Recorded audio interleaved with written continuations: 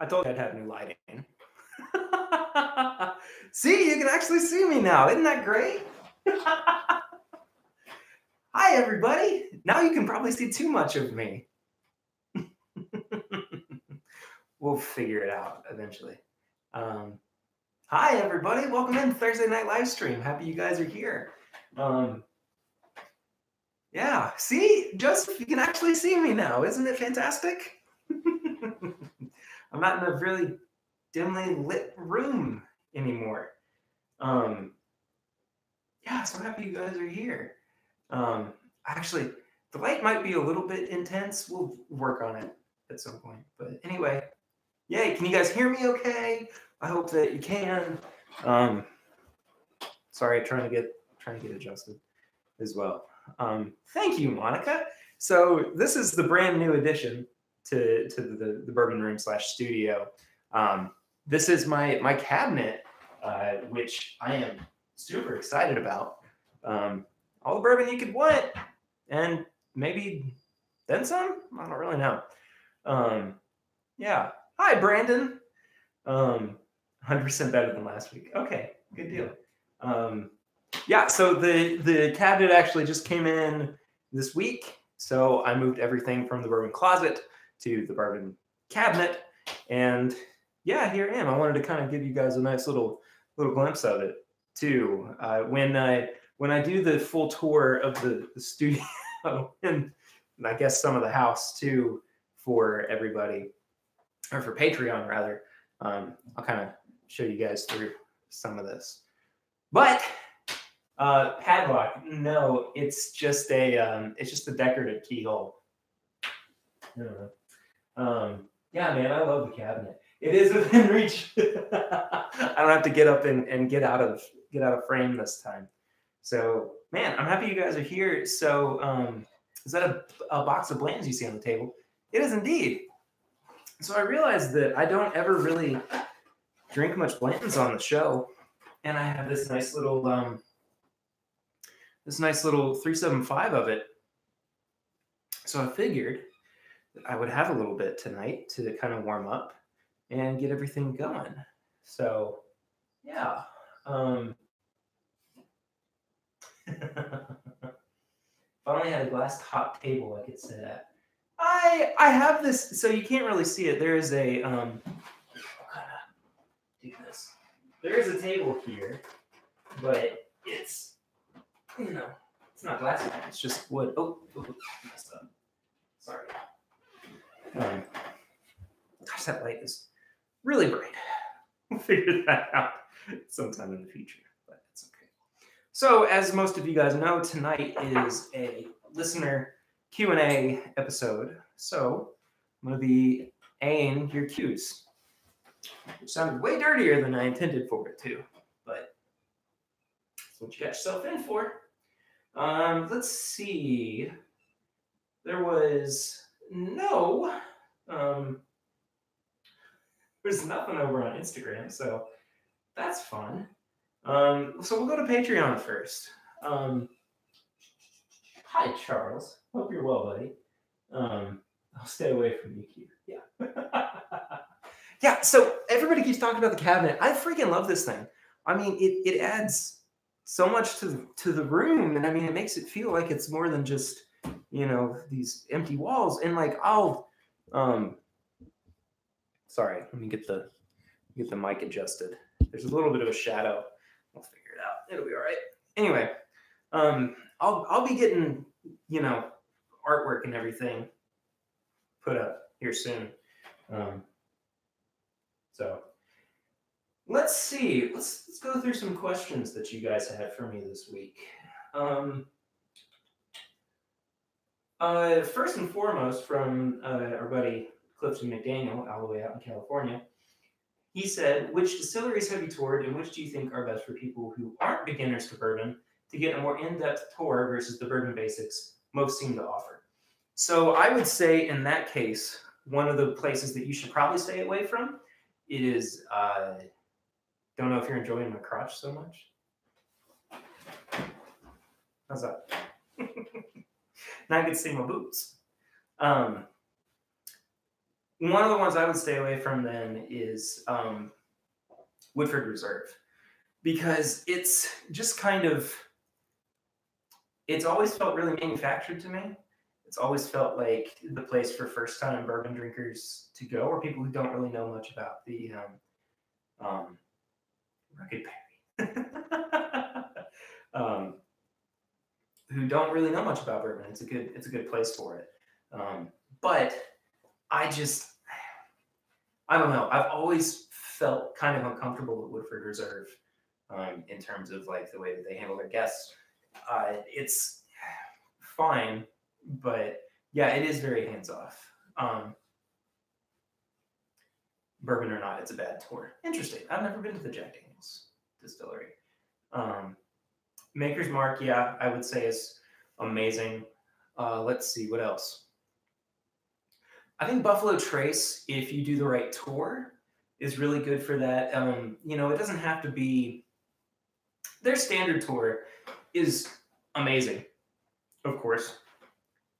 But I think once you actually like pay to go on one of the tours, it's totally worth it. Yeah, Buffalo Trace hard hat. Let's see what else. Jason said, I'm always amazed at the number of people that love Woodford. That tour was packed when we went on. Yeah. Mm-hmm. Let's see. Old Blanton's.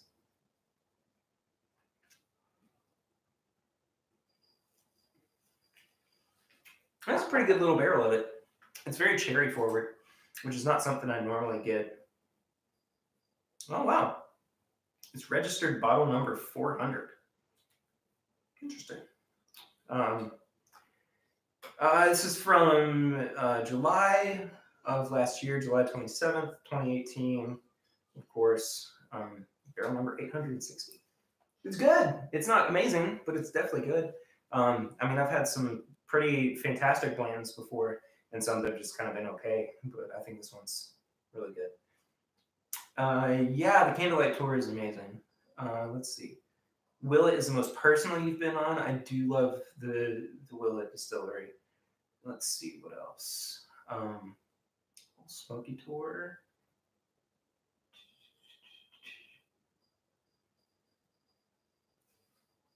Adam, I think both Chad and I have said that, actually. Chris said, I've never been on a tour except a local distillery. Wish I could be there. Yeah, hey, Chris, next time you come back. Yeah.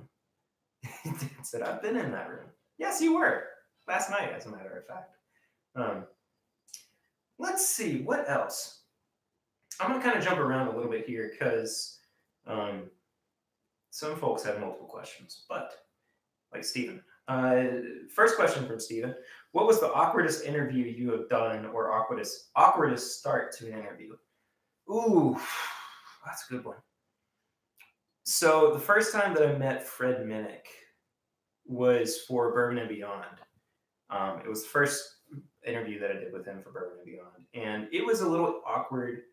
You know, we just didn't really know each other yet. And so we it was just kind of an awkward way of getting to know each other, introducing ourselves to each other. He was a little off-putting at first, but I mean, you know, as I've talked about him multiple times, incredibly nice guy. I think he's wonderful. Let's see what else. The last interview that I did for Bourbon and Beyond was with, forgive me, I can't remember his name, but the guy from Luxco. And it felt a little unnatural. And I mean, he was incredibly nice, but it was like I couldn't seem to get the information out of him that I was hoping for. But couldn't stop staring at the ascot.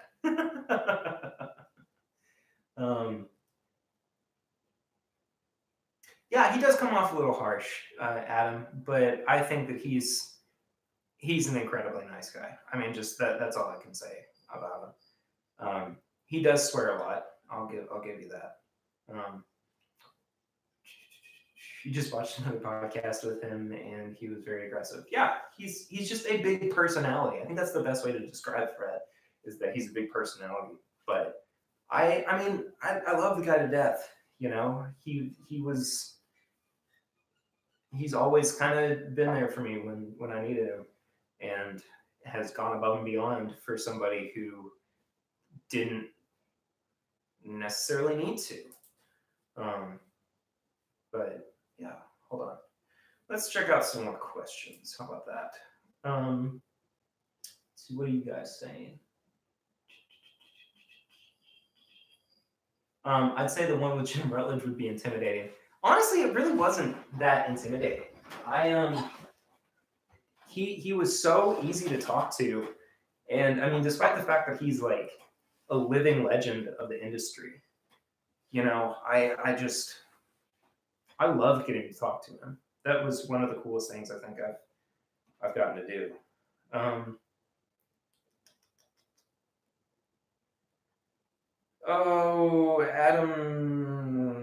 Sorry. Mr. Bill asked about the Buffalo Trace and Sazerac price hikes. Yes, that is happening. Can I really trust a man in an ascot? Sorry, I'm trying to. Joseph, that's funny.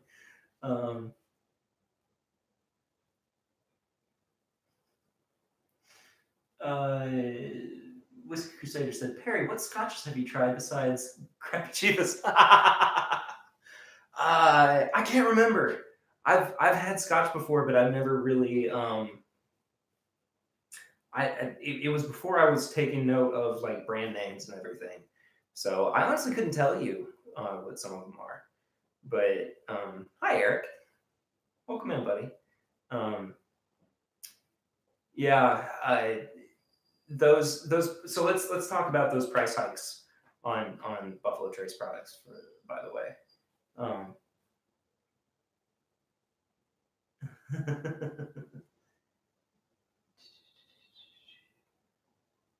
Have I tried Johnny Walker Black yet? No.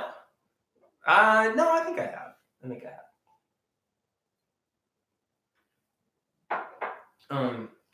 Yeah, so these Buffalo Trace price hikes. This is a thing that's happening. Multiple people have said this. Unfortunately, you know, it's just kind of the reality of the bourbon market right now, is that we're seeing things that we like either go away or the price is getting increased.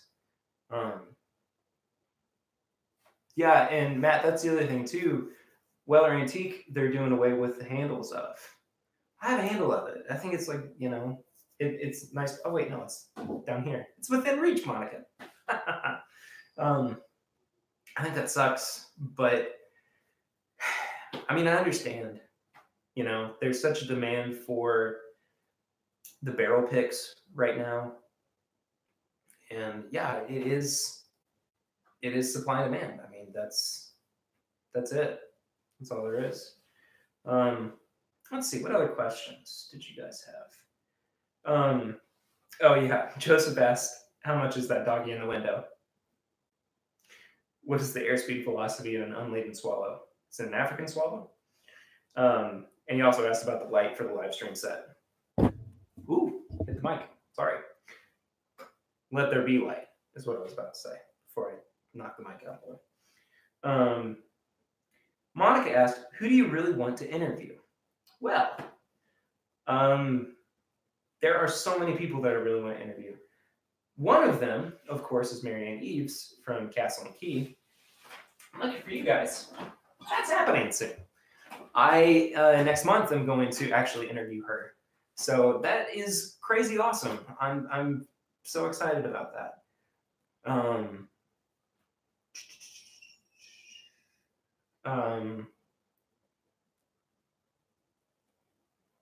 Yeah. Marianne's coming up. I would really love to do an episode with both of the Russells, with both Eddie and Jimmy. And actually, I mean, with Bruce as well. I think that would be fantastic. I have this dream of doing, and it's probably attainable, and I would like to do it before the end of the year. I would love to do an episode with some of the living legends of the bourbon industry. So Jimmy, Fred No, let's see, Jim Rutledge, Steve Neely, who used to be the master distiller at Maker's Mark. You guys heard him on the Bardstown Bourbon Company episode that I did. Yeah, I would love to do just this big panel of living bourbon legends, because I think it would be incredibly cool. I have all these kind of nebulous dreams for the show that are kind of, if they're not coming to reality right now, I feel like they are going to happen here soon. Some of those are happening, and we'll talk about that in a minute. But hey, Blanton's is pretty good. Pretty dang good. Pretty good. Next up, I thought I would do a little pour of this Wild Turkey Kentucky Spirit, which is basically their single barrel version of Turkey 101. So, oh, hi Chad. Chad's here. That's crazy. Dad's leaving, I think. Bye, Dad. Interview Al Young. Yes, that would be awesome as well. I would love to do that. Gosh, having Al on the podcast to, like, in that mix of like the bourbon legends, the living legends, I think that would be fabulous. Absolutely. Let me grab a drink of water real quick. Yeah, hi Chad. Oh, Matt, Kentucky Spirit isn't going away. It's they're just they're changing bottles. That's it. Yes, it is. It is for sure, Chad. Yeah. Also, Swan couldn't make it tonight. I don't know if you guys noticed or not, but Swan couldn't make it. That's okay. It happens, man. Brandon's so close to getting caught up.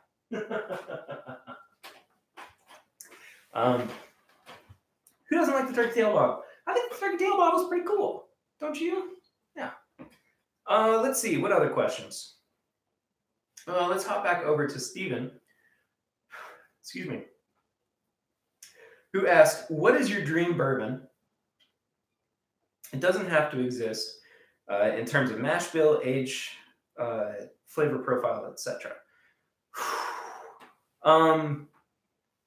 So I've noticed recently that my flavor profile tends to lean more towards a darker profile.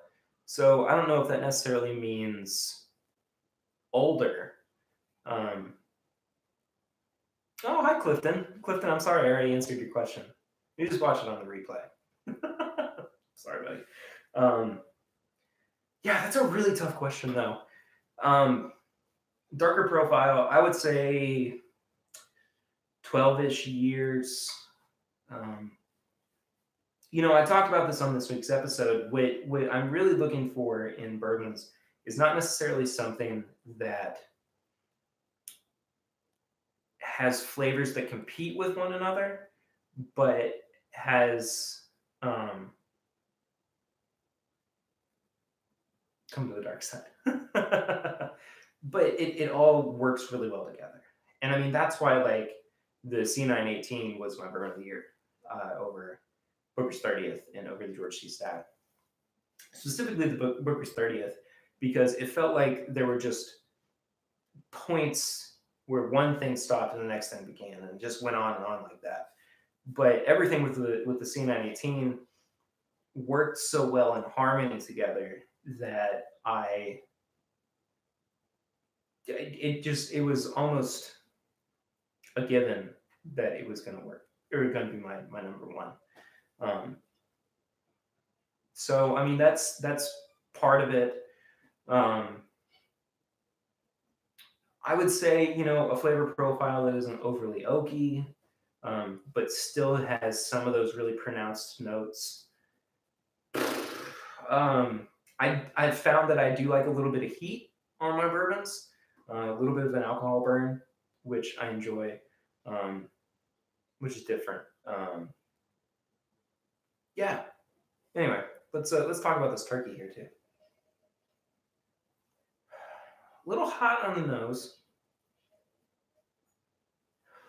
Some tobacco and leather in there, which is interesting. This has really opened up and become a different animal since I first cracked it. A little bit of fruit, maybe some darker berries, but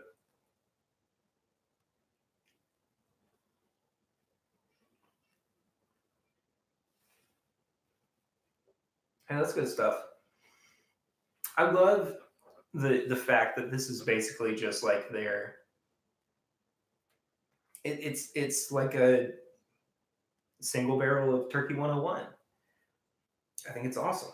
Oh, the finish on this is so good. Oh man, I love it. This is really good stuff.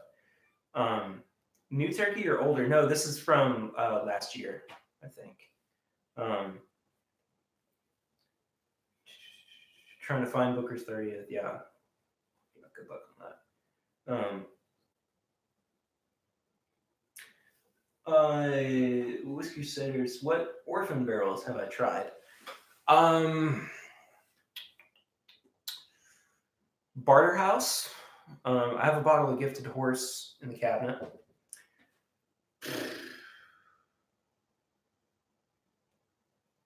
What else?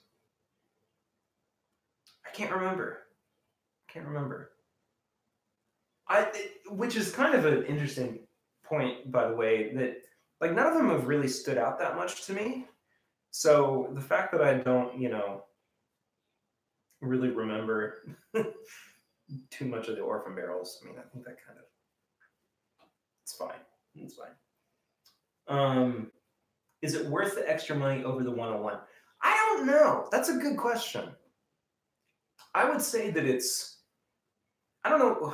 Oh, I think it's worth it to try something different, to kind of try what, you know, goes into making a Turkey 101 batch. I mean, I would buy another bottle. I really enjoy it. I think it's a very good bourbon, actually. Yeah. How is Gifted Horse? Barter House is awesome. I do like Barter House. Gifted Horse is fine, I think. It's fine. Any rhetoric? Maybe? I think the whatever the younger of the rhetorics is, like one of the two younger ones, I think I've had that before. Other than Heaven Hill, what is my favorite bottle of Bond? Oof. Oh, good question. JW Dent, JTS Brown, TW Samuels, all Heaven Hill products, of course. New Riff is creeping its way up there too. Early Times Bottle and Bond. Taylor Small Batch, absolutely up there. McKenna 10 Year, yeah, for sure. Another Heaven Hill product. Yeah, I know that I'm missing something. I can't think of it all. Kentucky Spirit versus Rare Breed, for sure. Yeah, definitely Rare Breed. No, Joseph, he has not tried the Wooden Bill apple yet, as far as I know. Yes, Chad, we will do that. Is Beam Bottled and Bond any good? Yes. Beam Bottled and Bond is fantastic. I really enjoy it. Rare Breed versus Russell's Reserve Single Barrel. That's a good question. I think I'd probably lean more towards the Rare Breed. But I mean, there's some Russell single barrels that are just out of this world amazing. I mean, I have one right here from OBC that is easily, I think, probably my favorite single barrel pick I've ever had.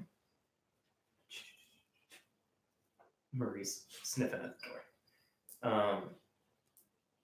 That's a good point. Yeah. Thanks, Joseph. Yeah.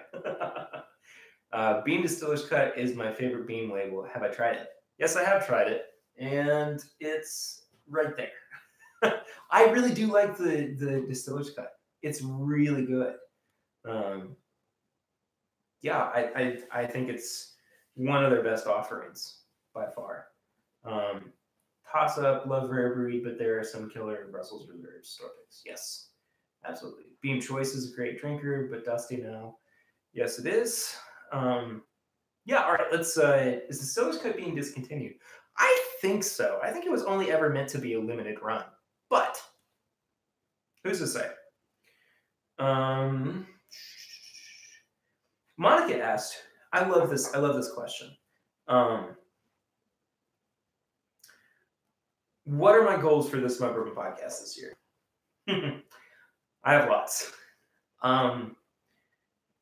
Growing the brand, of course, I think is the biggest one. I am going to start doing YouTube reviews as well to kind of supplement some content.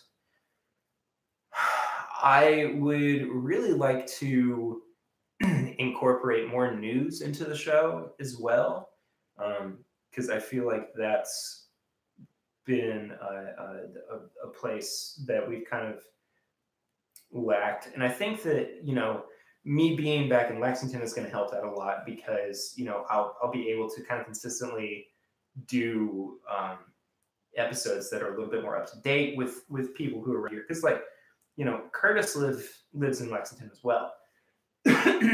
Swan lives in Frankfurt. Chad and Sarah live in Lexington.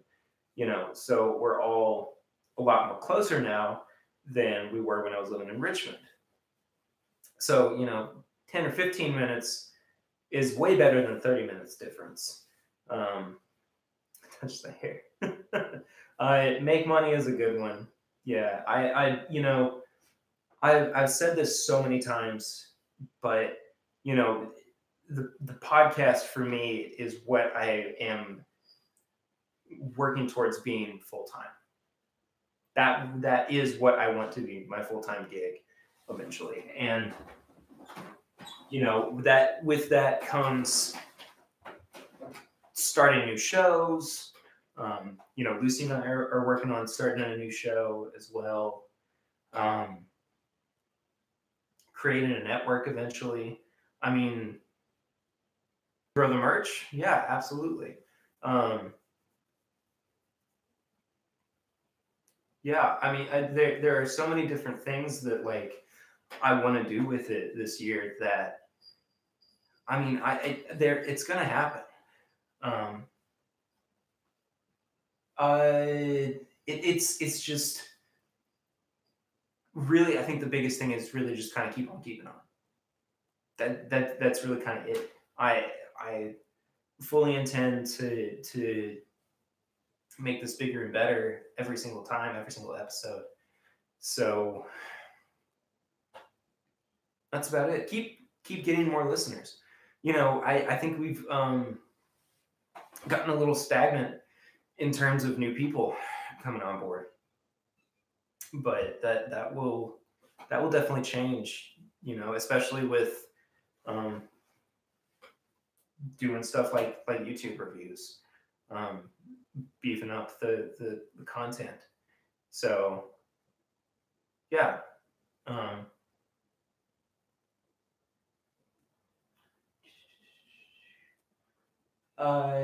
Dustin said favorite craft bourbon. Probably New Riff, honestly.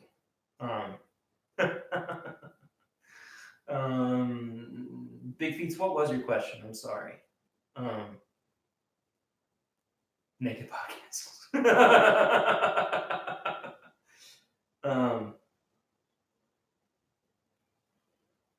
Whiskey Crusaders, I appreciate that. I'm happy you're pantsless podcast. Hey, you never know. I mean, you can't see me while I'm recording, so I could be pantsless during all that.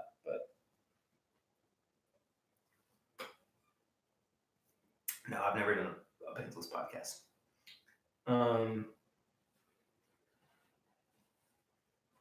Yeah, welcome to the Nutty Squad. Underwear Uncle Perry. No. Maybe once I get back to the gym more. It's not gonna happen. I don't know why I said that. Like, hey, it's a possibility. It's not a possibility. So I wanted to bring this back out too, because I recently said on Instagram that I tried this in a New Orleans glass, and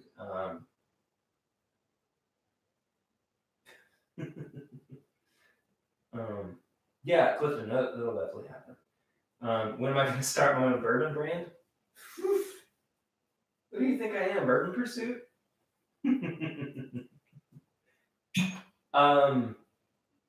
Could always go back to stripping. You're right. So I said on Instagram recently that I tried this in the New Orleans glass, and it made it a lot better. So I wanted to try it again in a New Orleans glass and see if I still thought that. Oh, by the way, it's the Old Ezra barrel proof, 7-year, 117 proof.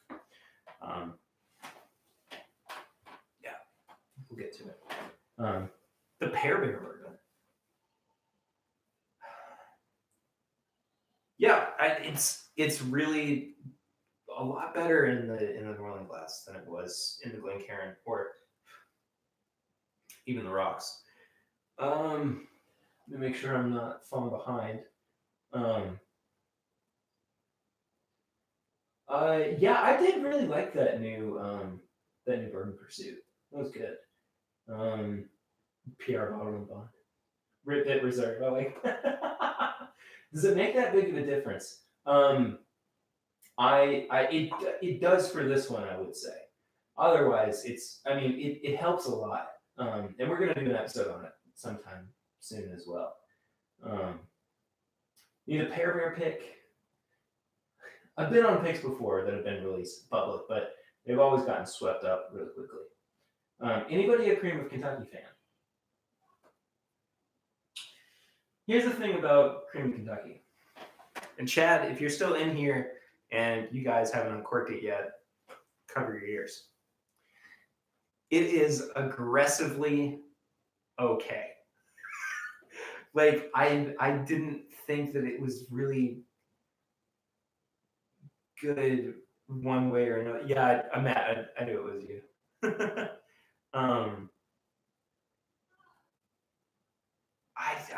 I thought it was just okay. I mean, honestly, there wasn't a whole lot to it that was making me think, oh yeah, this is totally worth $150. Sorry, but it was so sweet. Who said that, by the way? Matt did. It was so sweet. It had such an overwhelmingly banana flavor to it as well that made me I just didn't understand. I just didn't understand. And I think Jim Rutledge is great at what he does. I really do. But there was just, I don't know. I don't need. I would have had a hard time spinning that without trying reviews. Yeah.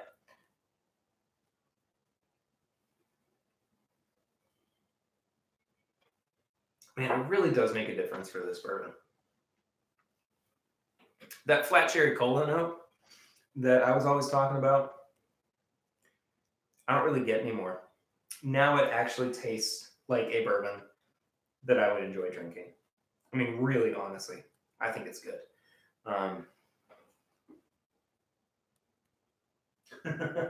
Clifton, I mean, once you pay more than that, you know, it's hard to go back. It really is. All right, back to questions. Stephen asked, what is your go-to bar for Port Kentucky / what is your go-to bourbon at a bar? Go-to bar, OBC, for sure. That's really about it. I love OBC, man. I can't say enough good things about it.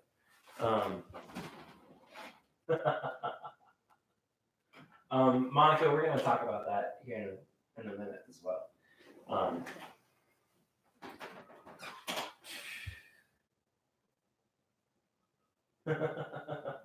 wait, chug what? Chug what? I don't know. What does OBC stand for? OBC stands for Old Bourbon Country and Old or Original. I can't remember. But they are a restaurant in Lexington that, I mean, they've always been fabulous. Excuse me. And the bartender Iverson there, who's a buddy of mine, he's been on the show a couple of times. He always takes really good care of me. We went there for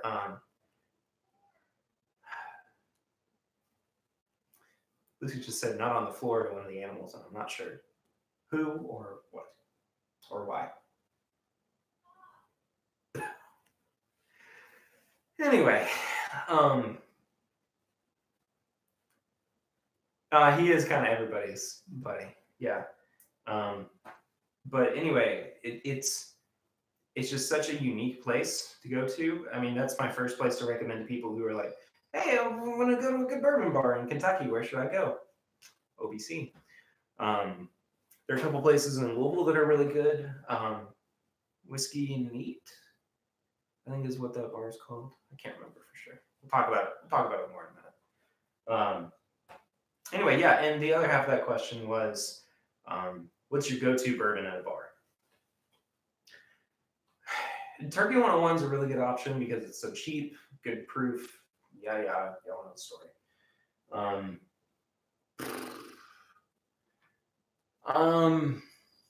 Elijah Craig's another really good one to have around. Let's see, what else? Knob Creek, I actually like. Usually it's priced fairly well. Whiskey Dry, thank you. Yes, love Whiskey Dry. Do they have good scotch too? Yes, they do.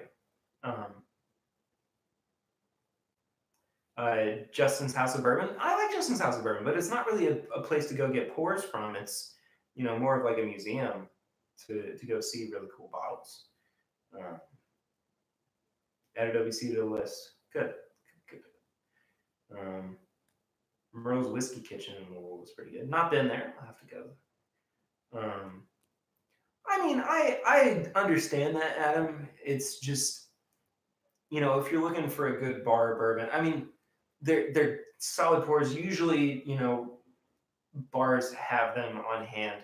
You know, if they have a pick or they have something I've never had before, I'll gravitate towards that. Like we went to Bourbon on Rye a couple weekends ago, and they had Old Fitz Bottled and Bond, not the decanter version. They had like the old style version of it, and I was like, I'm getting that because I only have a little bit left in my handle, and so I was like, well, I'm gonna get it, you know.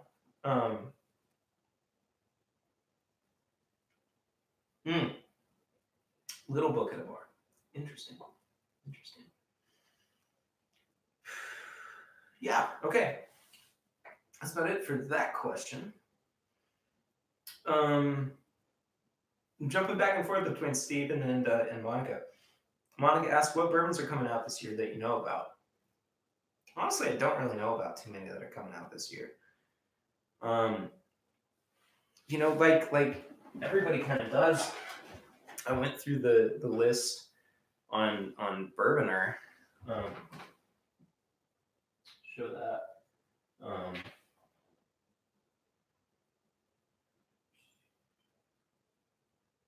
5 ounces. Holy crap. Yeah, BTAC 2019.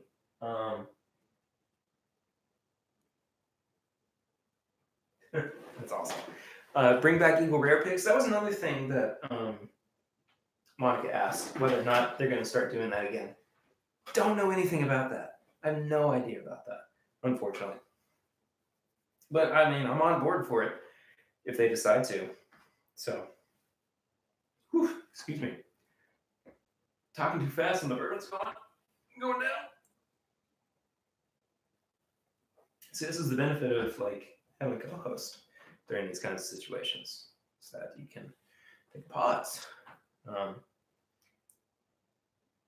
Brian A. See you, buddy. Take it easy. Goodness. Adam S. Talk a little bit more about who you envision the YouTube channel growing. Are you wanting to do uncorkings or more sit and chat reviews? Uncorking style reviews. I would say maybe a little bit of like sit and chats, but you know, I don't want to, because I do that on the podcast already. But Breaking Bourbon, that's what it was, not Bourboner. Sorry. I do plenty of chatting on the podcast. These would be, you know, 10-minute episodes where I'm reviewing a product or whatever. You know, it's just I don't want to, because, you know, this is supposed to be something for Patreon, which I'm still working on, and I'm so sorry it's not happened yet. But like recording every single episode on video too, and getting that out for Patreon subscribers. But yeah, I would be doing we'll say uncorking style reviews. Maybe, you know, bringing special guests on to, you know, talk a little bit about what they do. Nothing like too formal or anything. I mean, you know how the podcast is. It's not like you know, it's nothing over the top. It's nothing overly formal. Anyway, and again, it's all a little bit nebulous, but you know, when I know exactly how it's going to go, you will know exactly how it's going to go too.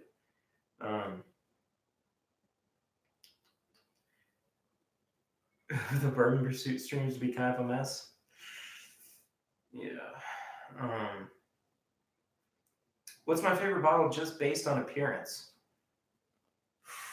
I think the Elijah Craig bottle is real sexy. I like that one a lot. New Riff is gorgeous, I would say. I think the Weller rebrand was perfect too. I thought all of that was really well done. When Jim Beam rebranded, they redid their bottles. You know, I thought that was fabulous as well. Ever consider adding available to the Fleshy Pearsons? Yeah, okay, sure. I'd love to see the podcast and video format, flying blind tips and bits, etc. Yeah, it'll happen for sure. Old Fitz is gorgeous too. Yeah. Old Fitz Decanter. Yes, absolutely.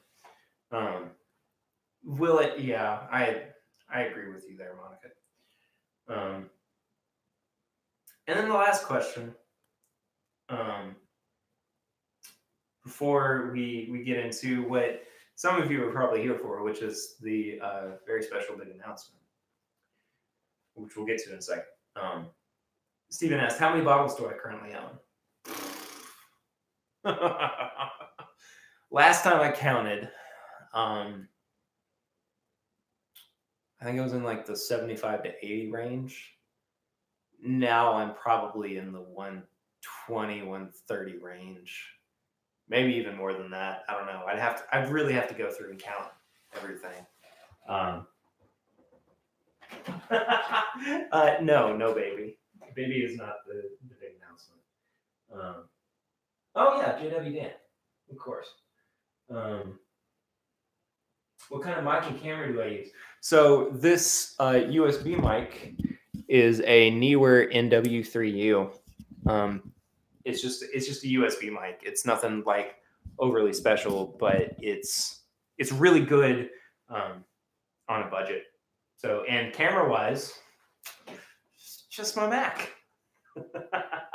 But I am going to be stepping up some tech stuff here fairly soon. How is my collection the same size as yours? I don't know, dude. How many are open? All of them except for a couple.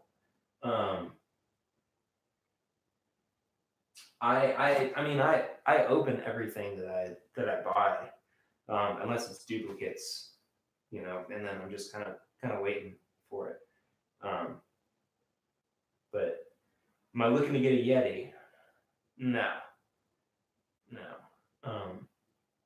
I'm not. I'm not really a Yeti mic guy. I've had a little bit of experience with them, but they're just kind of okay. Chad, you're killing me. I saw that there was something lumber sexual. Yeah. Okay. So let's chat about what's going on with the big news is.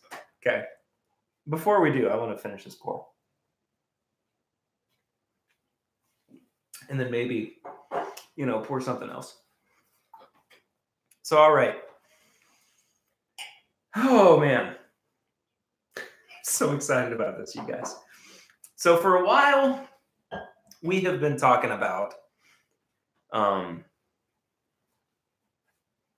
doing a kind of a This Is My Bourbon podcast weekend. Yeah. Thanks, Adam. I've been talking about doing a meetup and a live show. By the way, what I'm pouring here as I'm chatting is the B518 Watch Craig Barrel Proof. So I can officially announce that the very first This Is My Bourbon podcast meetup and live show are happening. April 6th in Louisville at the Silver Dollar, we are going to be doing our very first live show. And it is going to feature the basis of the show is women in bourbon, or women of bourbon. So it's going to feature Peggy No Stevens, Andrea from Michter's, Sarah from It's Bourbonite is going to be there as well, and I'm kind of working on I'll know more about it after I do the episode with her next month. But I think I'm going to try to get Marianne on board as well. So yeah, I've been working on the details for this for months now, trying to get people on board. Trying to nail down a venue and a time and a date and everything. But yeah, so Louisville, April 6th. No, it's not going to be at Castle and Key. It's going to be at a place called the Silver Dollar in Louisville. There are going to be tickets that will go on sale. They're going to be $5 a piece. They will be limited to 50 people. So just because of the space limitations, those are going to go on sale, I think, next week. I just need to make sure that I have everything kind of in order. Marianne, yes. Yeah, Marianne Eves. It will be in the evening, Jason. It's a Saturday. It'll be at like 6 o'clock on a Saturday night. It's, of course, at a bar, so you will be able to get drinks and hang out and everything.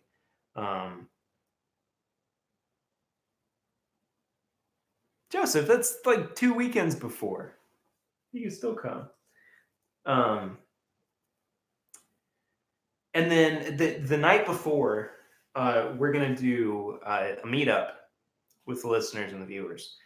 And that's also going to be in Louisville. I haven't quite figured out where that's going to be just yet. I have a couple of options that I'm kind of running through. But yeah, I'm I'm just incredibly excited by this. It was something that I have been talking about doing since September, at Bourbon and Beyond. I was talking with Tracy Green, who is a publicist, PR lady, for um, Estes PR or something like that. Because she's real close with Peggy No Stevens, and I was like, oh, I would, um, love to do a big show with her and some other bourbon women, and so it just finally all came together. Um, but yeah, so April 6th, Louisville, Silver Dollar. I think you guys are gonna love it. Um, I'm gonna be, hyping it up. Of course, I'm gonna be hyping it up over the next couple of months, on the podcast and everything. Um, Brian, that's good to hear, man. I think that needs to happen. Um, Chad and Sarah needed to meet up at the same time. Yes, absolutely. Um, but yeah, I mean, Sarah will be. She'll be a part of the panel, um, for the show, and I mean, I'll be. Um, will I go to Whiskey Vault in October? Probably not. I'm not sure about that yet. That's. I want to get through April first, and then we'll kind of figure out what's next.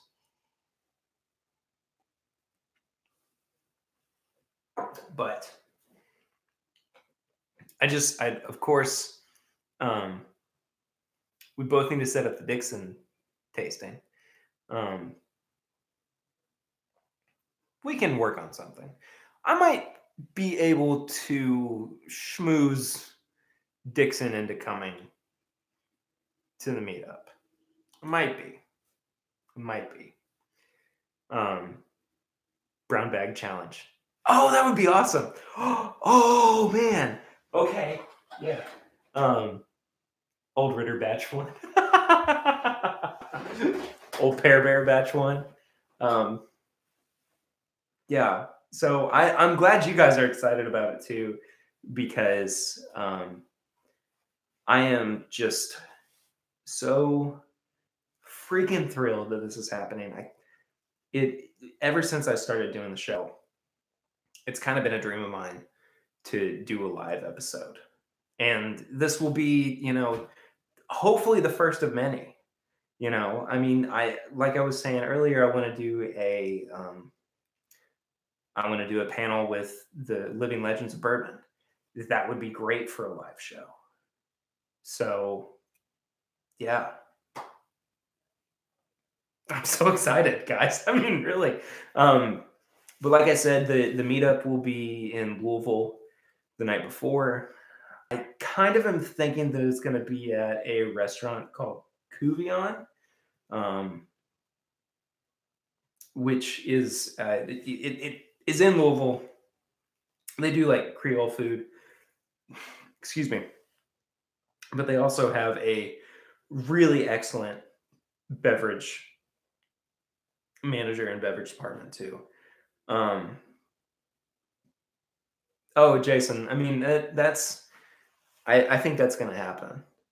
I'm just kind of, I really do want to make it through this first show before I start planning another. Because, I mean, if this goes well, we'll do 2 or 3 a year, if not more.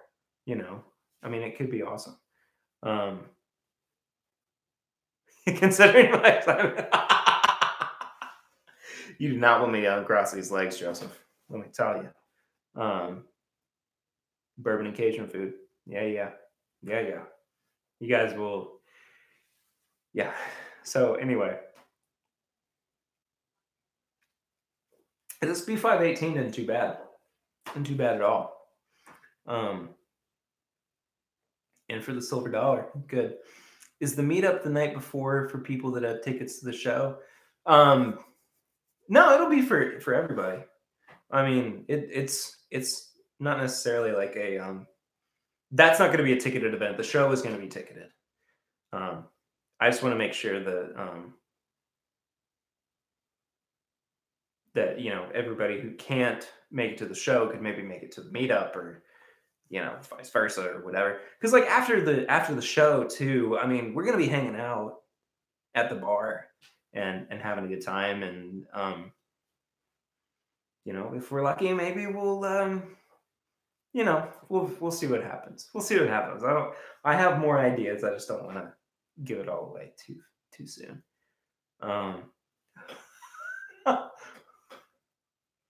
Clifton. It's a lot classier.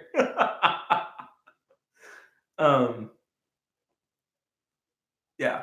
Anyway, I'm giddy. I'm giddy over this. I got confirmation. The reason that like I announced it today is just because like I got confirmation that we had the space for it, and had a place to actually do all of this. So Patreon's going to be able to have access to tickets first.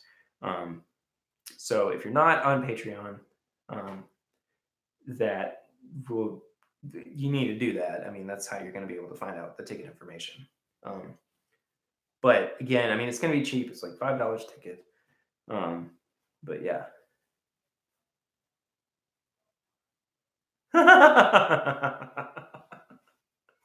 Thanks, Matt. I mean, this is a bourbon bar. It's not a strip club. But 10% will be donated to get Perry a table. I have a freaking table, y'all. It's what are you talking about?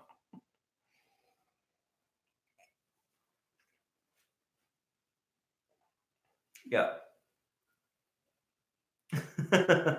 Anything's a strip club if you try hard enough.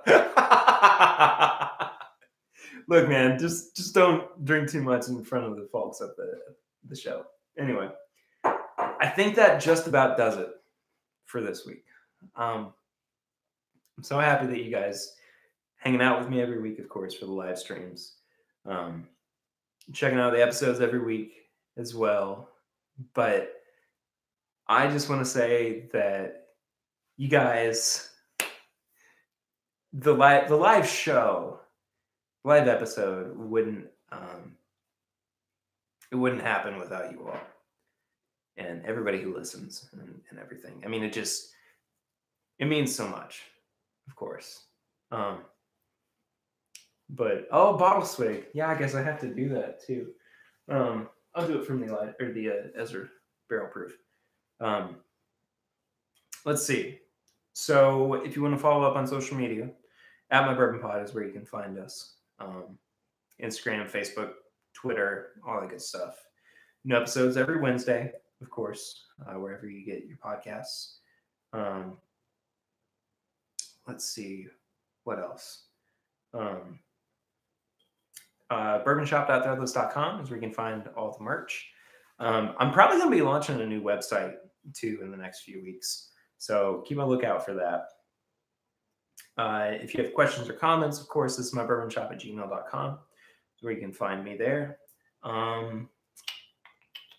Hit that subscribe button and the like and the bell notifications and all that good stuff, so you know when I'm going live next time and when new episodes come out.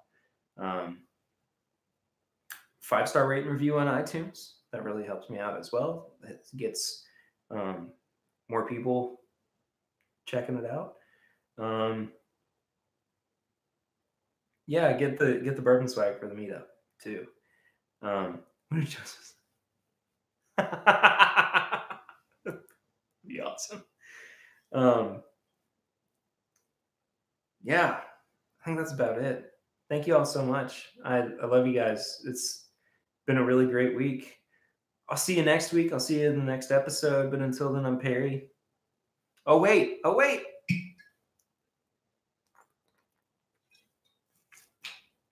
There we go. But until then, I'm Perry. This is my Bourbon Podcast live stream. Bye, y'all.